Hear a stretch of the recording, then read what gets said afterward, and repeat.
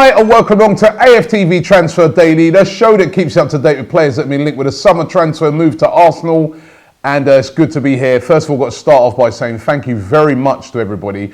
Last night we won a big award, the main award actually, at the Football Blogging Awards for the best video content creators, and we were really shocked at winning that, and it was brilliant to be, you know, acknowledged by our peers in that way at those awards. It was live on Sky. It was really good. So to everybody who supported us over the years, to all of you guys who've watched the content and subscribed to the channel, I've got to say I'm really grateful for that. Meet so many people out on the street who subscribe and watch ArsenalFanTV, and you know, we're really grateful for all the support. Also, I've got to send a big respect and a big congratulations going out to John Harrison Obisan. He was born on the 8th of April. Actually, he was born at the time when Arsenal were playing Southampton. This is about 9:52 in the morning because his dad lives over in America, and he was born. And congratulations to you, and well done to AO, and I wish you all the best for the future and good health.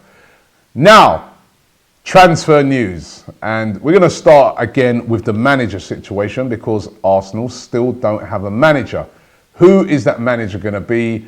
It's still all about Mikel Arteta. Even last night when I was at the awards, everybody's talking about it. I'm still finding it very difficult to find lots of people who are infused about this. I mean, at the awards last night, spoke to a couple of people who were like, listen, who knows? He may be the guy that can come in. He's, you know, seems to have a good reputation, etc. But nobody really overexcited about Mikel Arteta being the new manager. And it is starting to look like he is going to be the manager, because one of the things that I've noticed with this whole thing is that a lot of the journalists that this has been pushed out to are journalists that are sometimes quite close to Arsenal. And sometimes this is a tactic.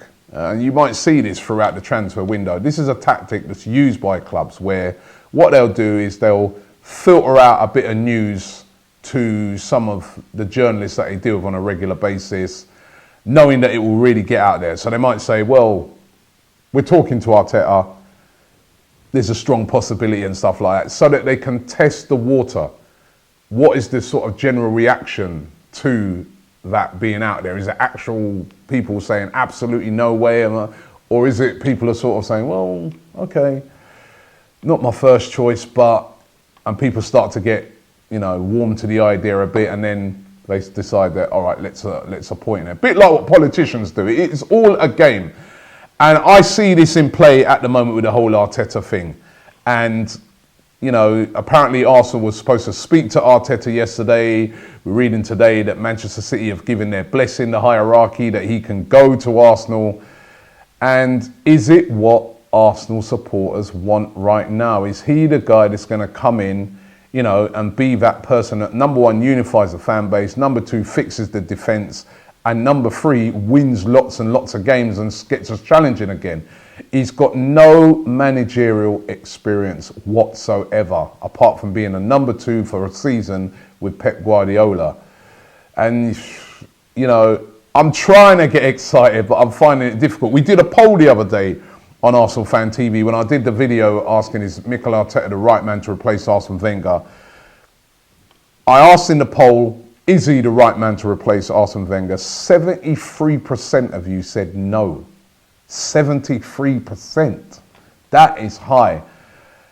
And my worry with the Arteta thing is that if he comes in and he doesn't hit the ground running, we could have another sort of David Moyes type situation, like when he took over at Manchester United, where fans are just like really underwhelmed, not feeling him and not behind him. So this is a major appointment that the board of Arsenal going to have to make. And I'm not infused. You look at if you look at the league at the moment, and you look at the managers that are in the league, we've got some of the top managers in Europe right now managing in the Premier League. You've got Pep Guardiola, probably rated as the best manager in the world, managing Manchester City, and you see what they've just done. That's what your money gets you. That's what a top manager gets you. He's won the league with 100 points. You've got Jurgen Klopp at Liverpool. He's got Liverpool to the final of the Champions League.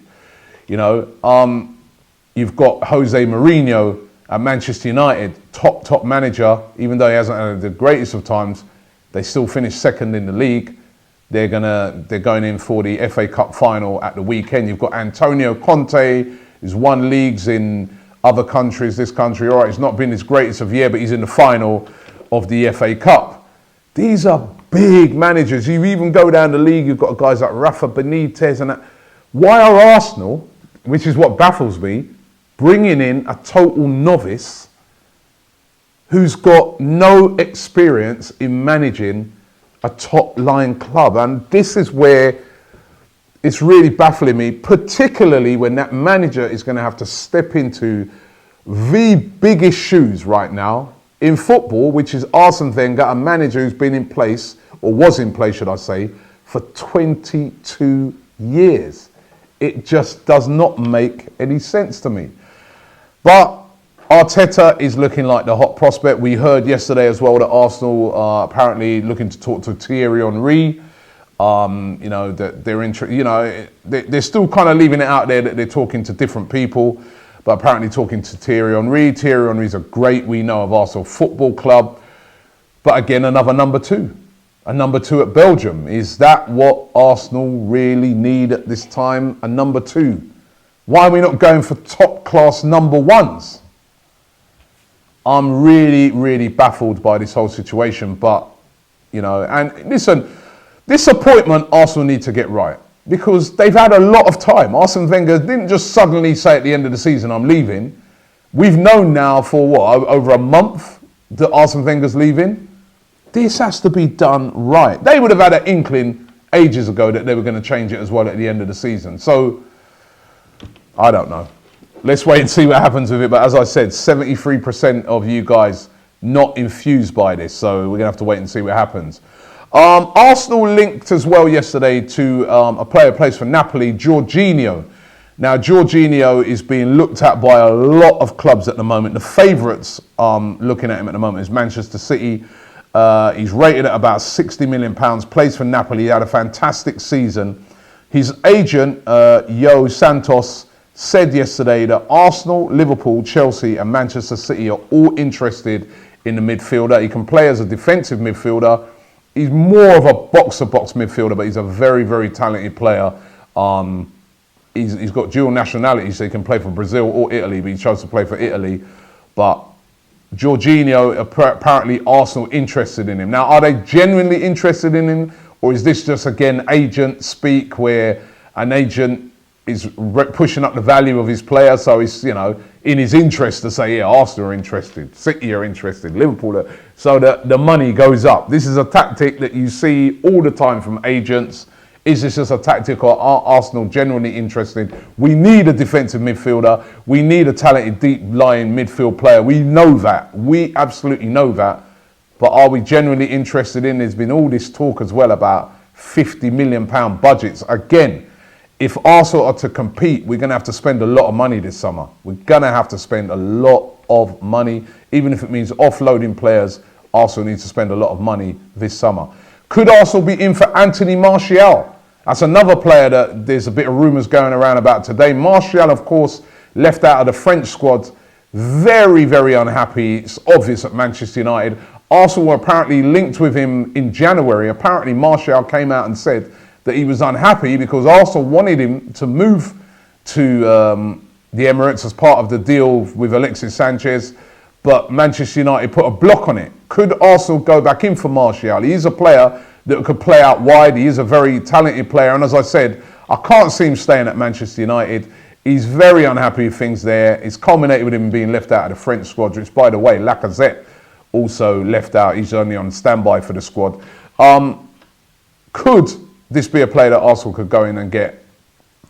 I don't know. A lot of other teams in for him as well. Juventus probably apparently interested in him. Martial, I think we have to wait and see what happens. He won't be cheap either. Nor will the next player that I'm going to mention. Now, don't listen, before I mention it, don't shoot the messenger, don't go and have a go at me. But it is true that there are rumours linking Arsenal to Ousmane Dembele.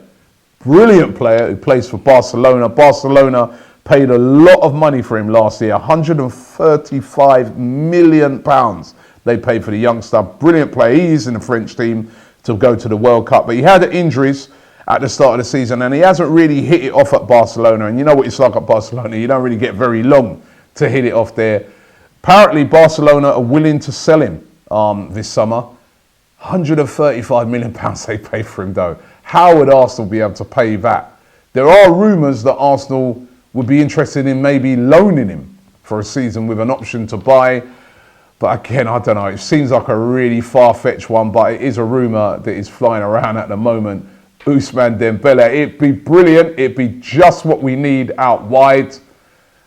But it seems very, very far-fetched, particularly when you're hearing these rumours about 50 million quid. You know, that wouldn't even buy his 2 legs right now. So, you know, but we have to wait and see if there's any truth in that one whatsoever. Ousmane Dembele.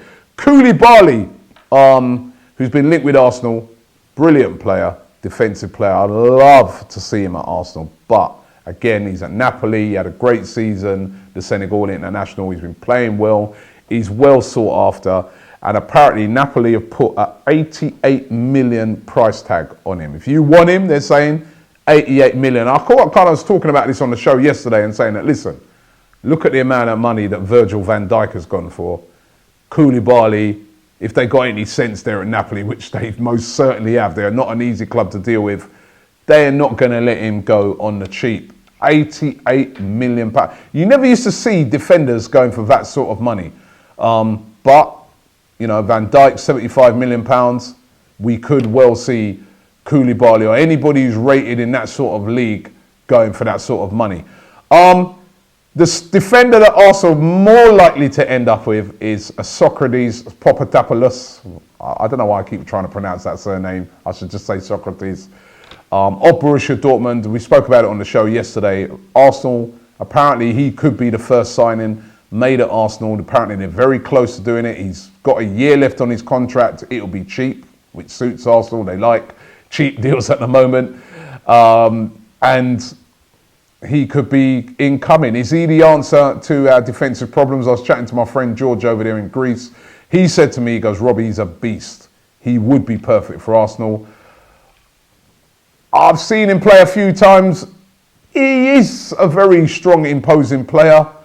29 years of age. Is he the answer? Is he what we need? Will he be suited to the Premier League? It'd be very interesting to see, but Arsenal are looking to try and bring Socrates into the club. So let's wait and see what happens with that one. Definitely the areas that I think Arsenal are definitely looking at is obviously defensively. Should be looking at right back as well because we've only got Bellerin there. What if an injury happens to Bellerin? We need a backup there. Midfield, we know, defensive midfield position, deep line midfield or whatever you want to call it. And I think a winger as well and a goalkeeper. That's about 5 players. We'll also get all of those things done. We'll have to wait and see. You can find out by watching here every day on Transfer Daily. Don't forget to subscribe here as well to ArsenalFanTV. And as I said yesterday, don't forget to look out for our coverage of the World Cup. AFTV does the World Cup. You'll be hearing a lot more about it in the coming days. We're going to be doing lots of coverage around the World Cup. You know what? There's not many. How many Arsenal players going to be at the World Cup? You know, as I said, you know, no Wilshere. You know, now Lacazette's not even made the French team. This is, you know what? It's the first time since Arsene Wenger has been manager of Arsenal that no French player has made the World Cup squad from Arsenal, which tells you a lot about what happened to us last season. Thanks for watching the show, and we'll be back tomorrow.